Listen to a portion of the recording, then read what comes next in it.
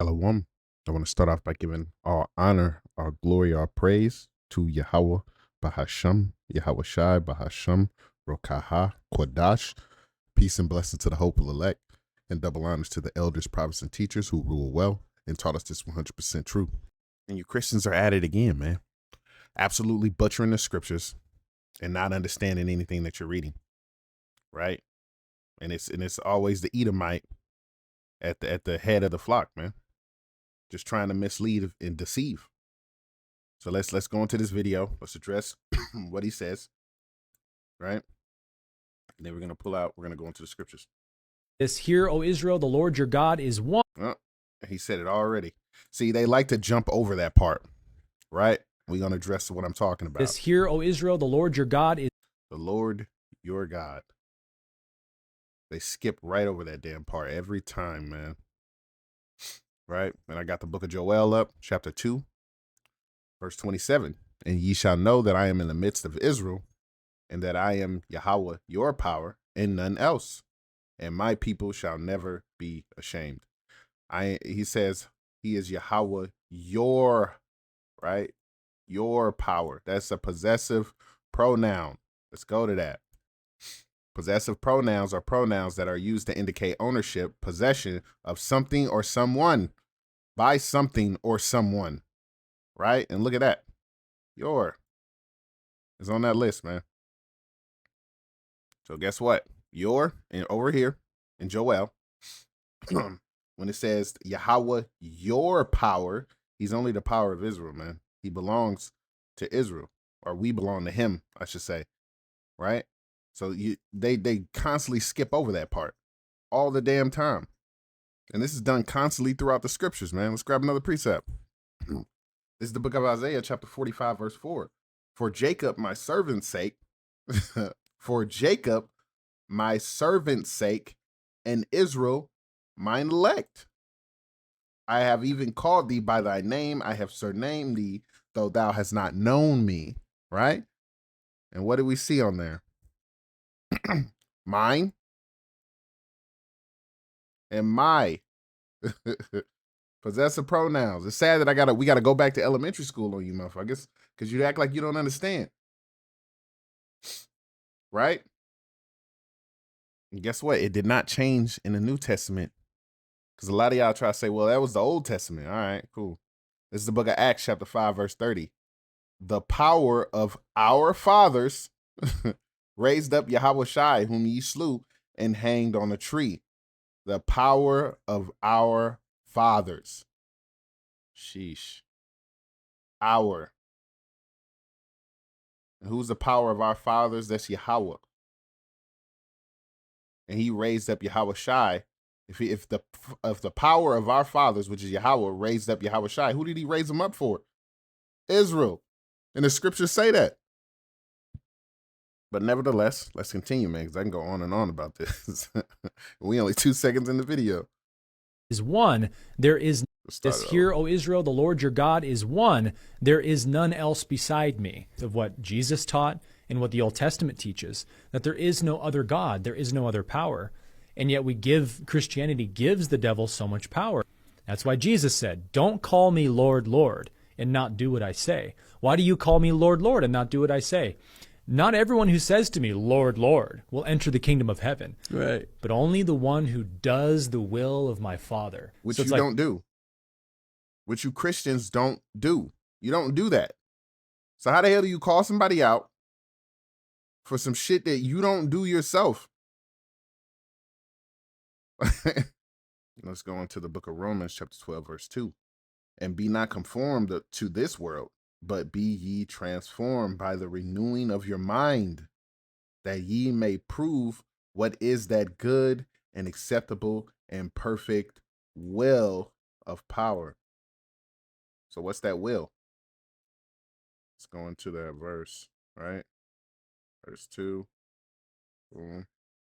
Drop down. Let's go down to will. Will.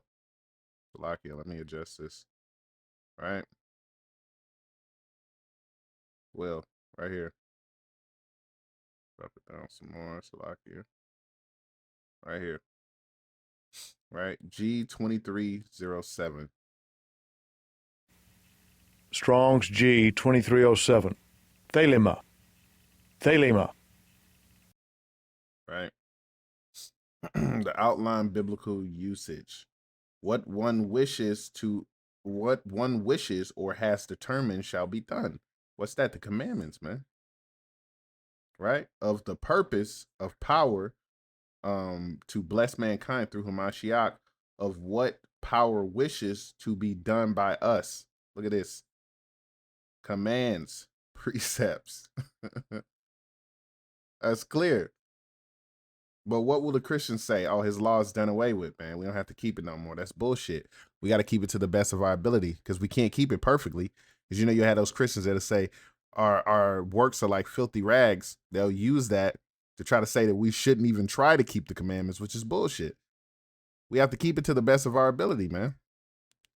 Right? And where we fall short, Hamashiach, Yahweh Shai, who you ignorantly call Jesus, he'll cover us.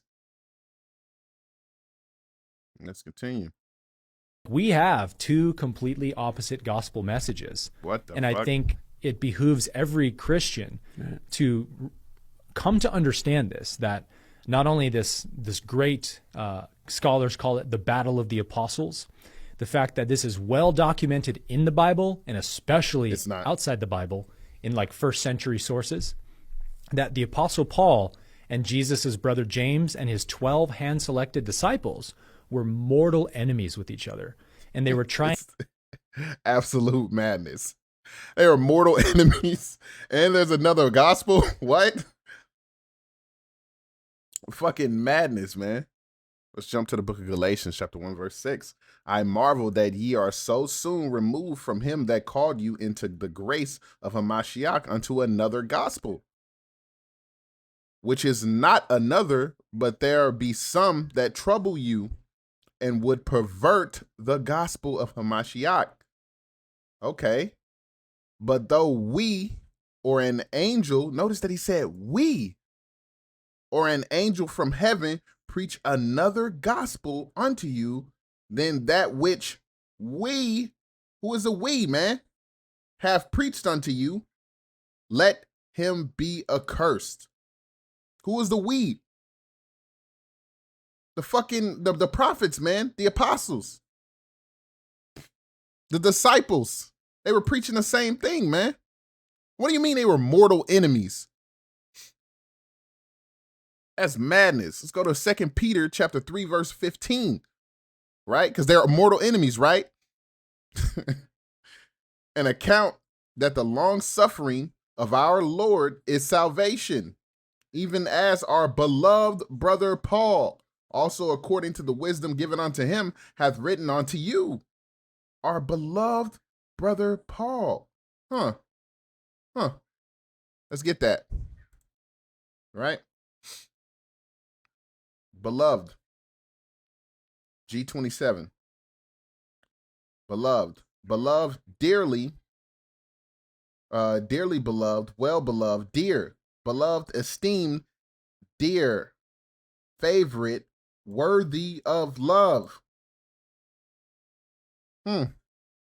Right? Let's see if the etymology is saying something different. Right? It's lucky I didn't play the other Strong's one. G25. Agapao. Agapao. Right? Drop down. Love. Beloved. Of persons, to welcome, to entertain, to be fond of, to love dearly, of things, to be well pleased, to be contented at or with a thing. That's crazy, man. So what is he talking about? He came with a different doctrine. What are you talking about, man? Where's that in the scriptures?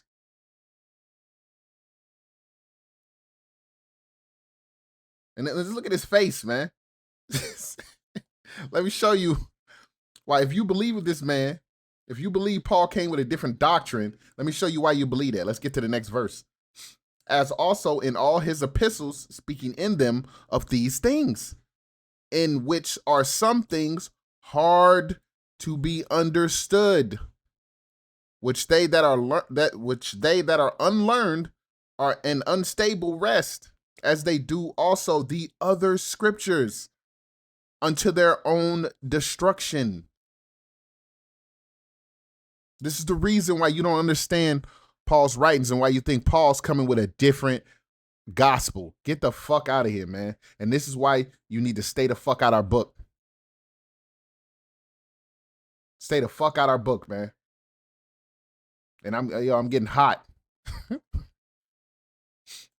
And that's it. And I'm gonna end it at that, man, because I don't even want to hear this dude speak anymore. We already proved him wrong multiple times. He doesn't know what he's talking about. And with that, shalom.